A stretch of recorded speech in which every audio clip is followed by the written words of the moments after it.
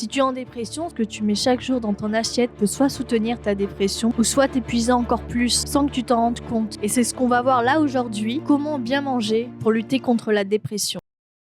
Bienvenue dans Pensées troublées. Bonjour. Salut à toi. La chaîne qui essaye de donner des outils pour mieux vivre avec des troubles mentaux. Donc aujourd'hui, j'aimerais te parler d'un sujet qui est assez fondamental, mais qu'on oublie souvent quand on est en dépression, quand on parle de dépression, pardon. C'est l'alimentation. Alors, je veux juste être très clair dès le début. Cette vidéo, je la fais pour faire de la prévention. C'est vraiment pas pour culpabiliser qui que ce soit. Et je sais très bien que les troubles alimentaires existent. Ils sont vraiment réels et complexes. J'en suis peut-être atteinte, mais rien n'a été validé. Et je sais qu'ils se guérissent pas facilement, donc je vais juste te donner des choses à savoir, mais pas à appliquer, donc culpabilise pas. Tu souffres de troubles alimentaires, vraiment je te soutiens, sache que t'es pas faible et tu n'es pas coupable, c'est une vraie maladie. Donc voilà, c'est parti sur cette vidéo pour apporter plus de compréhension et de douceur envers toi-même. Alors déjà, faut savoir qu'en fait, ton cerveau, c'est un organe physique, et donc comme tous les organes de ton corps, il a besoin de carburant pour fonctionner. Et il y a Vol qui se met à jouer avec moi maintenant, pendant que je tourne la vidéo, mais c'est pas vrai. Mais mon chien, mais qu'est-ce que t'as?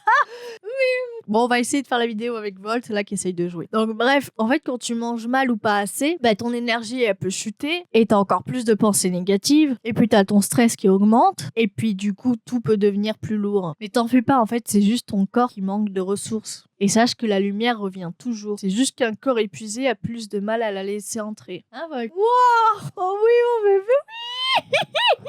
Ah, c'est n'importe quoi.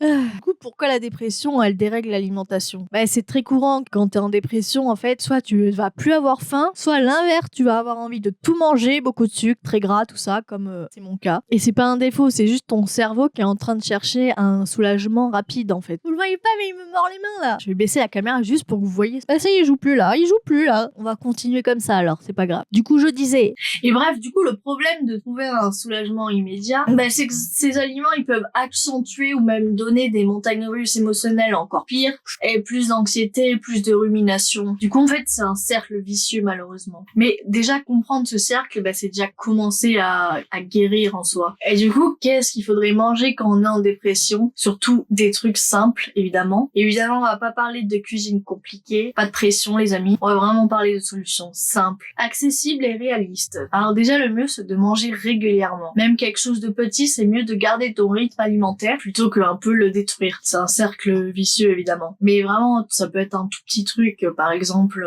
une banane, un yaourt, une tartine, une poignée de fruits secs, voilà. Après, essaye d'ajouter des protéines assez facilement. Parce qu'en fait, les protéines, ça aide ton cerveau, vraiment. Ça t'aide à fabriquer les substances qui sont liées à ton humeur. Donc c'est quand même pas rien. Par exemple, des œufs, un yaourt, du fromage blanc, du thon en boîte, des sardines en boîte, du macarons en boîte, c'est super facile. Du jambon, des pois chiches ou les lentilles en bocal, enfin tout ce qui est en bocal en fait, en conserve et tout. Et vraiment, n'aie pas peur du bon gras, parce qu'en fait, on a besoin de bon gras. Et ton cerveau surtout, il en a besoin pour fonctionner correctement. Par exemple, sans faire la cuisine, l'avocat, les noix, les amandes, les noisettes, les noix de cajou, tout ça. Et de l'huile d'olive, de l'huile de colza sur une tartine, dans ton repas, c'est vraiment très bon. Et encore une fois, les sardines en conserve, tous les poissons en conserve, même le maquereau aussi. C'est vraiment, il y a du bon gras dedans. Évidemment, ajoute des fruits et des légumes quand tu veux, quand tu peux et quand tu peux aussi. Et vraiment pareil, pas besoin de t'embêter là. Fais juste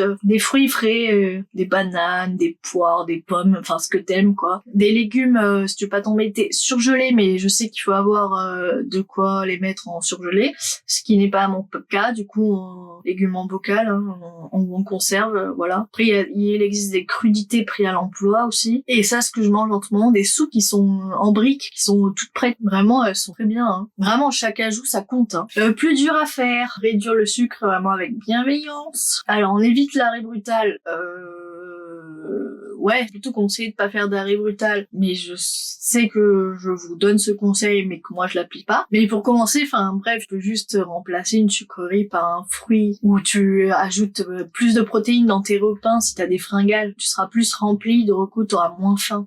pour te jeter sur tout et n'importe quoi. Vraiment un pas après l'autre, hein, ça suffit. N'oublie pas que la lumière, elle revient toujours. Surtout quand tu avances sans te faire violence. Et je le redis, mais bien manger, c'est pas une obligation morale en fait. Si tu as des troubles alimentaires et que tu luttes quotidiennement, fais déjà de ton mieux, c'est suffisant. C'est pas pour te dire tu devrais faire ça, mais c'est plus pour te dire si un jour tu peux, voici ce qui peut t'aider. Et vraiment, parfois, un premier geste simple, ça devient un premier pas vers la guérison et vers la reconstruction. Donc voilà, avance sans culpabilité, hein, et sache que la guérison, elle n'est pas linéaire. Il y aura toujours des jours où ça ira et des jours où ça ira pas. Même quand tu seras guéri, entre guillemets. Et si aujourd'hui tu n'y arrives pas, c'est pas un échec, c'est juste une étape. La lumière revient toujours, même quand on ne la voit pas. En tout cas, pas encore. Conclusion, bien manger, évidemment, ça ne guérit pas tout. Mais vraiment, bien manger peut soutenir ta guérison et ton chemin vers celle-ci. Donc vraiment, sois doux avec toi-même, avance à ton rythme. Et je sais que tu fais déjà beaucoup. Et voilà, moi je te dis à bientôt et surtout prends soin de toi et n'oublie pas que c'est petit pas après petit pas qu'on atteint des sommets.